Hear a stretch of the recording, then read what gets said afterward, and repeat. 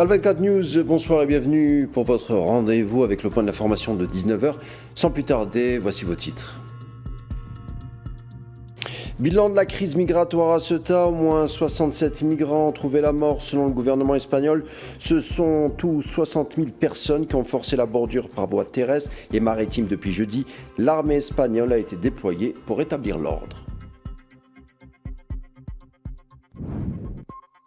Ceuta et pourtant Madrid se veut rassurant. La situation revient à la normale, annonce le ministre de l'Intérieur espagnol. Pas au goût pour l'heure des habitants sur place qui réclament désormais un renforcement de la surveillance des frontières. On le rappelle, plusieurs commerces et autres habitations subissent des dommages au sein de cette enclave espagnole. Peut-on parler d'une instrumentalisation concernant cette crise à Ceuta entre Rabat et Madrid, voire même d'un chantage géopolitique visant Madrid? Oui, d'après la presse britannique qui a enquêté. Élément de réponse en milieu de journal.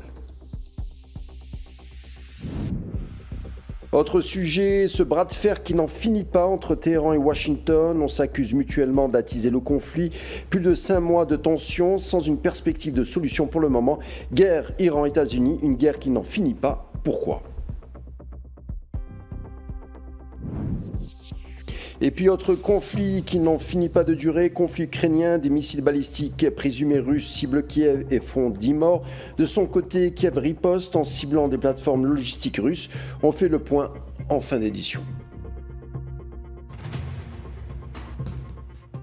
On l'a dit, large partie de cette édition consacrée à ce dossier de Ceuta et Melilla. En effet, pas moins de 67 migrants sont morts en essayant d'entrer à Ceuta, enclave espagnole sur la côte du nord du Maroc, ont annoncé samedi le ministre espagnol de l'Intérieur, évoquant, je cite, des événements tristes et dramatiques. Selon les autorités espagnoles, quelques 60 000 personnes ont franchi la frontière de Ceuta par voie terrestre et maritime depuis jeudi. Plus de 48 000 d'entre elles sont depuis retournées au Maroc, d'après le déploiement de l'armée espagnole qui a rétabli l'ordre.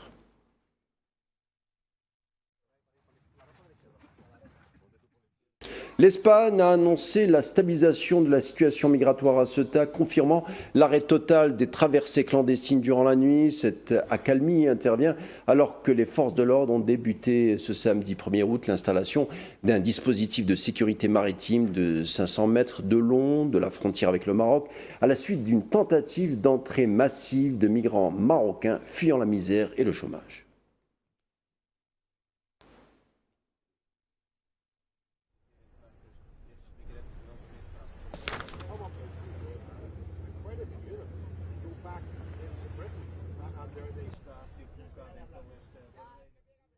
Et puis, dans la journée, un important groupe de migrants marocains a été escorté samedi par des policiers et des militaires dans l'enclave espagnole en direction du point de passage frontalier d'El Tarajal. L'Espagne a déclaré hier avoir inversé un important afflux de migrants à Ceuta. La plupart des 60 000 personnes qui avaient franchi la frontière par voie terrestre et maritime étant déjà rentrées volontairement.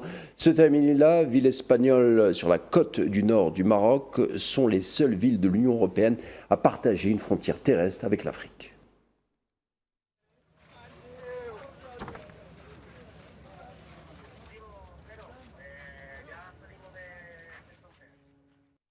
Des migrants marocains utilisent des canalisations d'égouts en guise de cachette pour échapper aux soldats espagnols. Les méthodes employées pour contourner les contrôles de la garde côtière et de l'armée espagnole témoignent de l'extrême dangerosité des parcours migratoires. Des images qui montrent un jeune ressortissant marocain qui a mis sa vie en péril en s'introduisant dans une canalisation étroite pour franchir la frontière. L'intervention rapide des forces armées espagnoles a permis de le secourir avant de procéder à sa reconduite.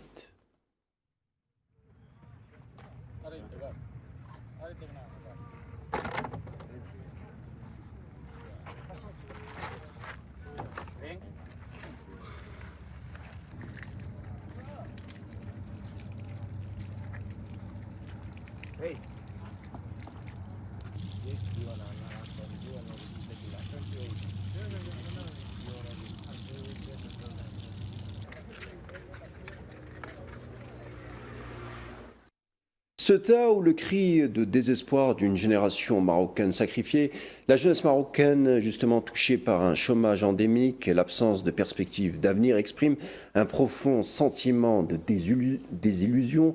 Face à des salaires de misère et un quotidien précaire, de nombreux jeunes ne voient plus leur salut que dans l'exil vers l'Europe. Les événements de Ceuta illustrent tragiquement ce désespoir où des dizaines de milliers d'entre eux ont risqué leur vie pour franchir la frontière. Cette crise migratoire met en lumière une fracture sociale majeure et l'urgence de redonner de l'espoir à cette génération sacrifiée. Une fracture avec le roi et ses sujets le jour de la fête du trône.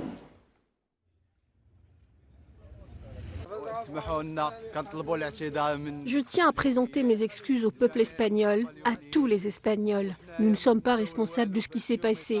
Et ceci est un message à Mohamed VI. Trouvez une solution pour nous, car ces évolutions ne sont pas de bon augure. Nous présentons nos excuses à tout le peuple espagnol, à chaque Espagnol que nous avons pu blesser. Nous cherchons un meilleur avenir, mais il nous en empêche. On n'arrive même pas à trouver de quoi manger. Je suis venue ici seulement pour chercher quelque chose à manger afin de reprendre des forces et ensuite je resterai à Ceuta. Je ne partirai pas et je n'entrerai pas au Maroc. En moins de 48 heures, la situation à Ceuta a complètement changé. Les choses reviendraient à la normale, dit Fernando Grande Marlaska, ministre de l'Intérieur de l'Espagne. On l'écoute justement.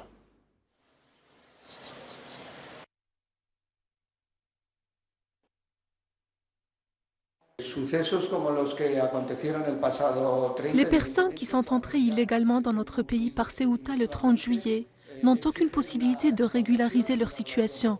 C'est pourquoi nous savons tous qu'en moins de 24 heures, elles sont retournées dans leur pays d'origine. Il a également été possible de renverser cette situation en si peu de temps grâce à notre collaboration résolue et continue avec les autorités marocaines, avec lesquelles nous entretenons un partenariat continu fondé sur la confiance et le travail acharné développé au cours de ces dernières années.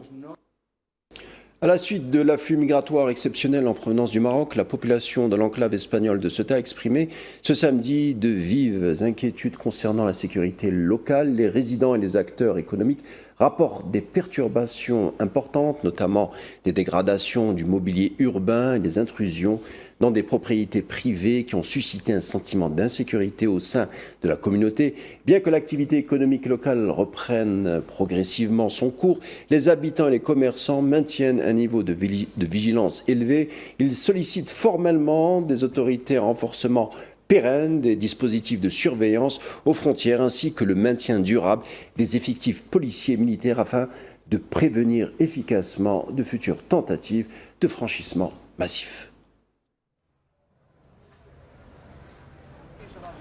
Je pense qu'à partir d'aujourd'hui, la solution logique serait de renforcer considérablement la surveillance de nos frontières. Si la police ne suffit pas, il faudra faire appel à l'armée ou à tout autre moyen nécessaire. Le problème, c'est qu'il est tout simplement inacceptable de rester ici aussi calme et de voir en l'espace d'une heure 60 000 personnes envahir le pays. C'est tout simplement inadmissible.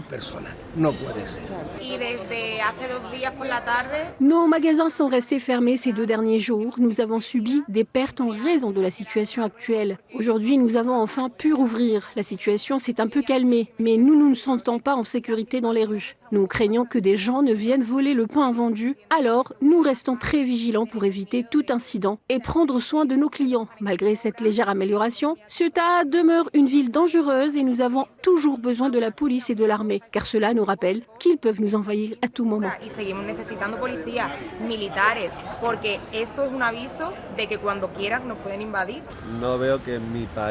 Je ne vois pas comment mon pays a défendu, disons, la porte d'entrée de l'Europe, car je pense que Ceuta et Melilla constituent la barrière ou la porte d'entrée vers l'Europe, de l'Afrique vers l'Europe. Je n'ai rien vu de tel. Où sont les services de renseignement? Je n'ai vu aucun service de renseignement espagnol. Je me sens donc comme un habitant de Ceuta, un Espagnol indigné.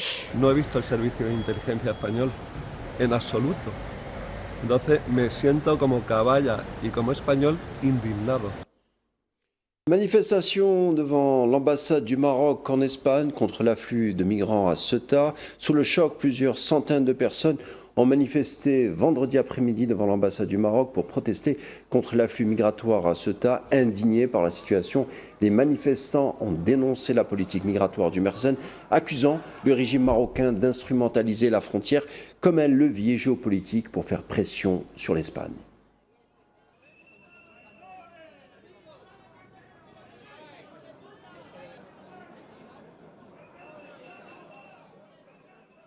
Est-ce un nouveau scandale pour le Marzen? Les services de renseignement occidentaux ont évoqué l'implication du régime marocain dans l'afflux de dizaines de milliers de migrants vers la ville de Ceuta et la facilitation du passage de ces derniers vers l'enclave espagnole. Dans un long article intitulé « Le Maroc a facilité le passage de migrants vers l'Espagne », The Telegraph est revenu en détail sur les dessous de ce dossier qui défraie la chronique. Les détails avec Souhila Kilal. Une fuite en avant pour échapper aux conditions infernales imposées par le régime marocain. Un scandale retentissant qui a secoué le monde et trahi les intentions malsaines du Marzen d'exporter ses crises internes et ses échecs politiques en orchestrant la ruée de dizaines de milliers de ses citoyens vers Ceuta. Cet incident vient anéantir l'image de marque que le Marzen s'efforce de faire miroiter, celle du partenaire le plus fiable de l'Union européenne dans la lutte contre l'immigration irrégulière.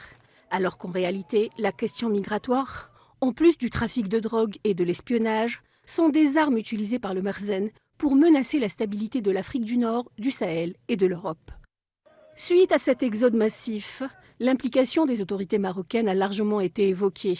Des sources, des services de renseignement occidentaux, cités par le journal britannique The Telegraph, ont laissé entendre que Rabat avait facilité le passage de dizaines de milliers de migrants vers l'enclave espagnole comme moyen de pression politique sur Madrid, sur fond de tensions persistantes entre les deux capitales concernant diverses questions politiques et économiques. L'article mettait en cause les autorités marocaines en citant des sources de services de renseignement occidentaux et des experts selon qui l'afflux de dizaines de milliers de migrants à Ceuta, en un temps record, n'aurait guère pu se produire sans l'autorisation des autorités. Selon The Telegraph, l'enquête de sécurité en cours fait état d'une intense activité sur les réseaux sociaux précédant la vague de traversée. L'hypothèse d'une coordination orchestrée par les réseaux criminels, voire par des entités officielles marocaines, est examinée. Il n'est pas de doute que cette vague migratoire n'est autre qu'une réaction du Marzen à la politique espagnole, notamment face au rapprochement politique entre Madrid et Alger, suite à la visite de Pedro Sánchez en Algérie, intervenue dans un contexte déjà marqué par la crise diplomatique autour du Sahara occidental. L'achat du gaz algérien par l'Espagne, les demandes de reconnaissance de la nationalité espagnole pour les Sahraouis, sans oublier la position ferme de l'Espagne face au massacre sioniste à Gaza. Par cette vague migratoire massive, Rabat aurait également voulu démontrer qu'il est capable de mettre sous pression Ceuta, en d'autres termes, prouver une fictive importance du Maroc dans la sécurisation des frontières européennes. Et de son côté, le parti national Rifin accuse dans un communiqué vendredi le régime marocain de mener, je cite, une politique criminelle et délibérée d'instrumentalisation de la crise migratoire. Dans sa déclaration officielle, le mouvement dénonce l'utilisation massive de la jeunesse marocaine et Rifin comme un moyen de chantage diplomatique et financier exercé à l'encontre de l'Espagne et de l'Union européenne. Le texte dénonce un chantage diplomatique similaire à celui de 2021, coïncidant avec la fête du trône et financé indirectement par les aides européennes, tout en soulignant le silence du roi Mohamed VI. Le gros de l'interpellation du parti national Rifin repose sur le financement européen de la sécurité marocaine. Le texte dresse un inventaire des sommes colossales perçues par Rabat de la part de l'Union européenne et de l'Espagne au titre du contrôle migratoire. Les chiffres évoquent 1,5 milliard d'euros octroyés par l'Union européenne au Maroc sur la période allant de 2014 à 2020. Ceuta et les réactions internationales. Trump qualifie le déferlement de migrants marocains d'invasion.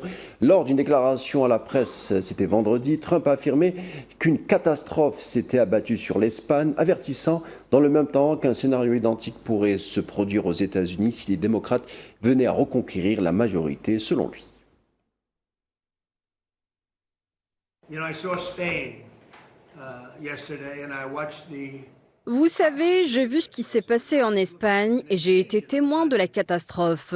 On dirait une invasion de centaines de milliers de personnes. Si nous ne sommes pas au pouvoir, notre pays sera envahi à une échelle qui fera passer l'Espagne pour une petite nation. Et quand j'ai vu ça, je me suis dit, il faut que je vous le dise. Ils arrivent par milliers, par dizaines de milliers. C'est une véritable invasion. Et la cause de tout ça, des lois laxistes, une mauvaise gestion, mais des lois très libérales. Personne n'a jamais rien vu de pareil. Ça paraîtra bien peu de choses comparé à ce qui va arriver aux États-Unis.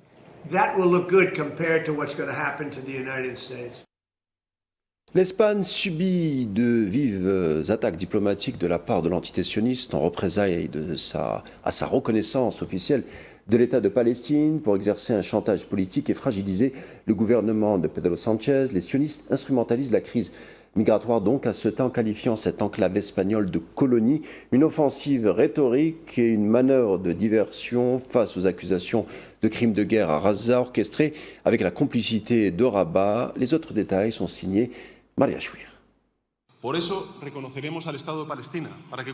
En prenant courageusement la tête de l'initiative occidentale pour la reconnaissance officielle de l'État de Palestine et en exigeant des sanctions face aux violations du droit international, l'Espagne est devenue le principal contre-pouvoir européen à la politique de colonisation de l'occupation sioniste, s'attirant ainsi les foudres d'un gouvernement d'occupation sioniste des plus extrémistes de plus en plus isolés.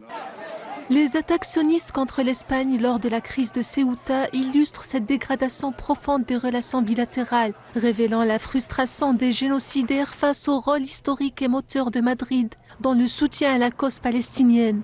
Loin d'être un simple commentaire sur l'actualité, l'intervention des responsables sionistes s'inscrit dans une stratégie de campagne politique globale visant à s'en prendre au gouvernement de Pedro Sánchez, qui s'est imposé comme le leader de la conscience humanitaire européenne au Proche-Orient.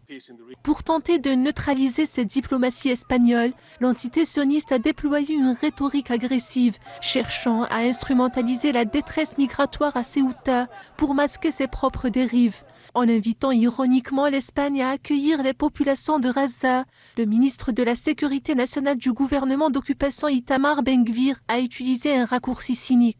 Cette attaque feint d'ignorer que la crise humanitaire à Gaza est le résultat direct des bombardements et du blocus imposé par son propre gouvernement, tandis que l'Espagne s'efforce de financer l'aide humanitaire internationale et de plaider pour une paix juste. Ces stratagèmes grossiers visent à diaboliser Madrid pour détourner le regard de la communauté internationale des accusations de crimes de guerre qui pèsent sur Netanyahou et son gouvernement. Au-delà du sarcasme, la diplomatie sioniste a franchi un cap dangereux à l'ONU par la voix de son représentant permanent. En qualifiant Ceuta et Melilla, je cite, d'enclave coloniale, cette ingérence agressive contre la souveraineté espagnole relève d'une tentative désespérée d'exercer un chantage politique. En assimilant l'histoire espagnole à une occupation, l'entité sioniste a créé du coup un parallèle fallacieux pour légitimer ses propres annexions illégales en Cisjordanie occupée et son génocide à Gaza. Cependant, cette manœuvre ne fait que souligner la dérive et la faillite d'une micro-entité sanguinaire qui, faute d'arguments juridiques pour défendre sa propre politique territoriale, attaque les démocraties européennes qui défendent le droit des peuples à l'autodétermination. Face à ces provocations, l'Espagne réaffirme son statut de pilier de la justice internationale et de protecteur indéfectible des droits du peuple palestinien, en déplaise à tous ceux qui soutiennent les criminels sionistes, Maroc en tête. Autre chapitre à l'international, et cela concerne Gaza, avec le bilan du génocide mené par les forces sionistes contre la bande palestinienne, un bilan qui s'est lourdement aggravé, atteignant 73 349 martyrs et 174 162 blessés depuis le 7 octobre 2023. Selon des sources médicales, les hôpitaux de l'enclave ont accueilli au cours des dernières 24 heures 8 martyrs ainsi que 76 blessés. Ces mêmes sources ont précisé que le nombre total de martyrs depuis l'instauration du cessez-le-feu le 11 octobre dernier et violé à plusieurs reprises par l'entité sioniste s'élève désormais à 1222 morts et concernant les blessés, on est à 4053.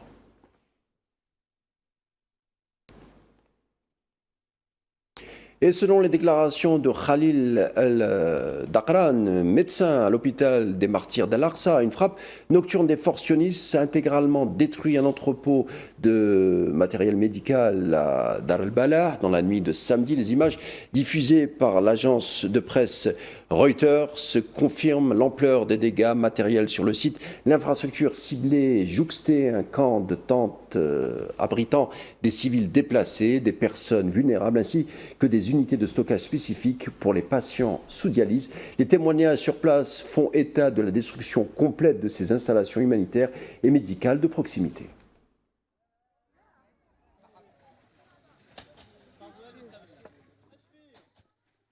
Le conflit entre les États-Unis et l'Iran a franchi un nouveau palier critique ce week-end, alors que Donald Trump a menacé dans la nuit de frapper très fort l'Iran. Ce pays, de son côté, accuse Washington de favoriser l'escalade des tensions dans la guerre au sein de ce Moyen-Orient compliqué et met en garde les alliés des Américains. On continue d'en parler avec Amela Mziane-Zitouni.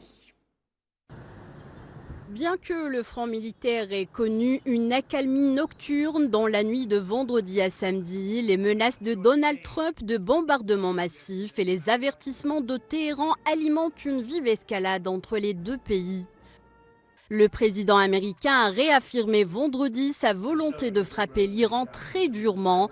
Des frappes américaines sont prévues dès ce week-end et pourront se prolonger jusqu'à la fin de semaine selon des responsables américains. Ces frappes cibleront potentiellement les infrastructures énergétiques clés de l'Iran, alors que les divergences sur la stratégie de guerre et le déclin du soutien populaire accentuent l'incertitude du conflit. Le plan militaire rapporté prévoit des frappes contre des installations énergétiques, notamment des centrales électriques et des raffineries de pétrole. Cependant, aucun ordre définitif n'a encore été émis par le président américain Donald Trump. En réponse, le commandement militaire iranien accuse ouvertement Washington de propager l'escalade des tensions au Moyen-Orient et a mis en garde les alliés de Washington dans la région, leur demandant de reconsidérer leur coopération. Le général Ali Abdullahi, chef du commandement central de l'armée iranienne, a averti à la télévision d'État que tout pays de la région servant de bouclier défensif aux États-Unis serait englouti par les flammes de la guerre. Face au risque imminent d'une intensification incontrôlable, les ambassades américaines dans plusieurs capitales du Moyen-Orient ont mis en garde les citoyens américains contre une éventuelle escalade du conflit régional et les ont exhortés à se tenir prêts à quitter la région. Dans le détroit d'Ormuz, un pétrolier a été frappé par un projectile non identifié ce samedi au large de la ville côtière de Lima à Oman, à l'entrée du détroit d'Ormuz, selon l'agence de sécurité maritime britannique. La veille, le corps des gardiens de la révolution islamique d'Iran a déclaré avoir intercepté et arrêté 2 pétroliers qui avaient ignoré ses avertissements et tenté de traverser le détroit d'Ormuz par une route non déclarée sous escorte aérienne de l'armée américaine. Le corps des gardiens de la révolution islamique a indiqué avoir également contraint 4 autres pétroliers à faire demi-tour. La marine des gardiens de la révolution a une nouvelle fois averti que les interventions, ordres et interdictions illégaux de l'armée américaine à l'encontre des navires dans la région ne resteraient pas sans réponse selon un communiqué. L'autorité iranienne du détroit du Golfe Persique, l'organisme responsable du trafic maritime dans le détroit d'Ormuz, a annoncé vendredi que le passage par cette voie navigable stratégique n'est actuellement pas possible en raison de ce qu'elle qualifie d'action agressive continue des forces américaines dans la région. Autre conflit, le conflit ukrainien, une nouvelle attaque massive de missiles balistiques présumés russes a fait 10 morts, une trentaine de blessés à Kiev et dans sa région au cours de la nuit de vendredi à samedi. Les services de secours ukrainiens ont réévalué le bilan officiel à la hausse suite aux opérations de fouilles dans les décombres. Et puis c'est la fin de l'édition de l'information de 19h du jour. Merci de nous avoir suivis. Place au débat avec l'échiquier international. Après ce bulletin météo, à tout de suite pour en parler.